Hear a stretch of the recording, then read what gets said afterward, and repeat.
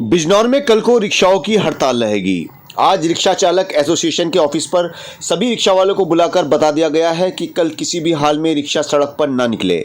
हम आपको बता दें कि रिक्शा वालों का आरोप है कि ट्रैफिक पुलिस उन्हें 4 से ज़्यादा सवारियां रिक्शा में बैठाने से मना करती है। और तो और स्कूल में बच्चों को लाने और ले जाने के लिए लगी हुई रिक्शाओं को भी ट्रैफिक पुलिस रोक लेती है और सिर्फ 4 बच्चों को ही रिक्शा में बैठाने की बात कही जाती है। रिक्शा चालकों का कहना है कि अगर वो स्कूल में सिर्फ 4 बच्चे लेकर जाएंगे तो उनका खर्च कैसे निकलेगा। इस वक्त एक रिक्शा चालक एक बच्चे के 1000 रुपये लेता है। उनका कहना है कि सिर्फ 4000 रुपये महीने में उनका घर कैसे चलेगा, जबकि बच्चों को स्कूल छोड़कर आने और वापस लाने में उनका आधा दिन निकल जाता है। आपको याद होगा कि 2 साल पहले बिजनौर के एसपी ने रिक्शा वालों पर सख्ती की थी कि वो 6 से ज़्यादा बच्चे रिक्शा में ना बिठाएं, जिसके बाद रिक्शा चालकों ने हड़ताल कर दी थी और इसका सीधा असर बच्चों के अभिभावकों की जेब पर पड़ा था। उस वक्त एक बच्चे को स्कूल ले जाने की फ़ीस 600 रुपये थी, जो रिक्शा वालों ने बढ़ाकर 1000 रुपये कर दी थी। और एसपी के जाने के बाद फिर से वही 10 से 12 बच्चे रिक्शा में बिठाने शुरू कर दिए थे। इसका सीधा असर अभिभावकों की जेब पर पड़ा था। चंद दिनों की सख्ती का न तो एसपी के ऊपर कोई फ़र्क पड़ा था और न ही रिक्शा चालकों को, बल्कि अभिभावक खुद को ठगा हुआ महसूस कर रहे थे।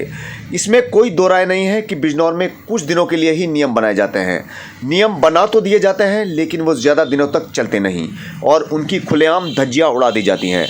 अभिभावकों का कहना है कि इस बार भी रिक्शा चालक इस चक्कर में है कि इस नियम की आड़ लेकर वो प्रति बच्चा अपनी फ़ीस बढ़ा देंगे, लेकिन इस बार ऐसा होने वाला नहीं है। रिक्शा चालकों को किसी भी हाल में बढ़ाकर पैसे नहीं दिए जाएंगे। बहरहाल कल रिक्शा चालकों ने हड़ताल का ऐलान कर दिया है। अब देखना यह है कि इस हड़ताल का आम आदमी पर कितना असर पड़ता है। पदाधिकारियों ने कभी भी किसी गलत रिक्शा वाले का साथ नहीं दिया।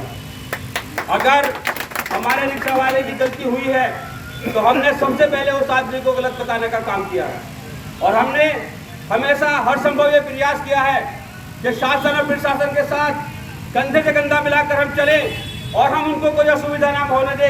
लेकिन मैं यही आशा उनसे भी करता था कि अगर मेरे रिक्शा चालक को कोई असुविधा होगी या परेशानी होगी वो भी हमारा साथ देंगे।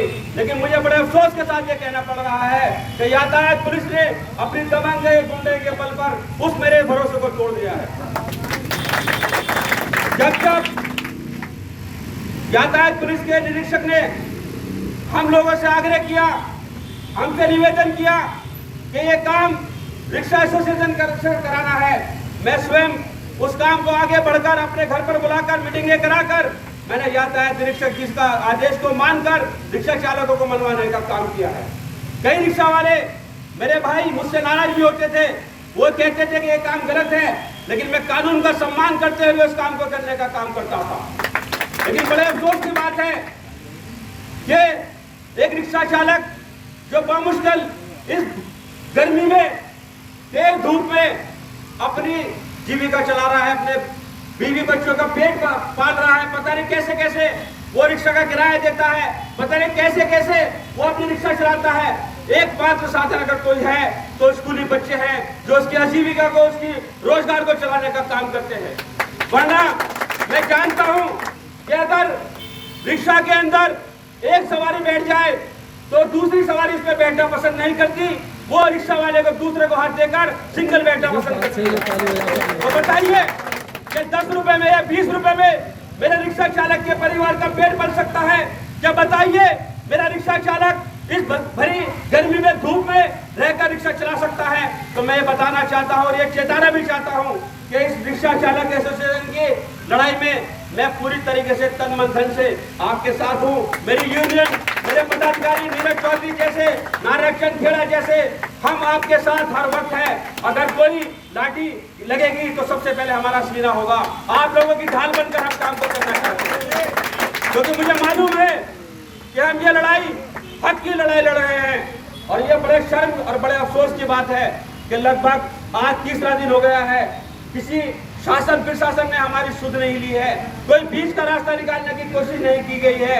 इसलिए हमने मजबूर होकर, हम नहीं चाहते कि कोई हड़ताल हो, हम नहीं चाहते हमारी जनता को कोई परेशानी हो, लेकिन उनके हर धर्मी रवैये को देखते हुए कल सुबह 6 बजे से लेकर शाम 6 बजे अगली सुबह 6 बजे तक, 19 तारीख की सुबह 6 बजे तक पूर्ण तरह हम हड़ताल पर रहेंगे।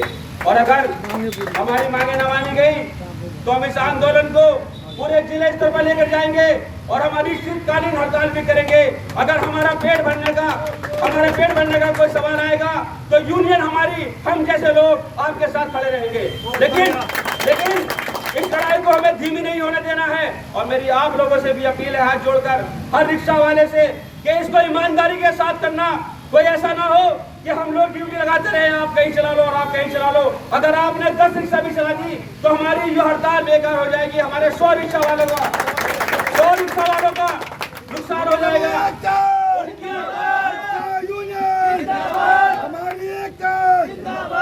उनकी मेहनत को बर्बाद मत होने देना।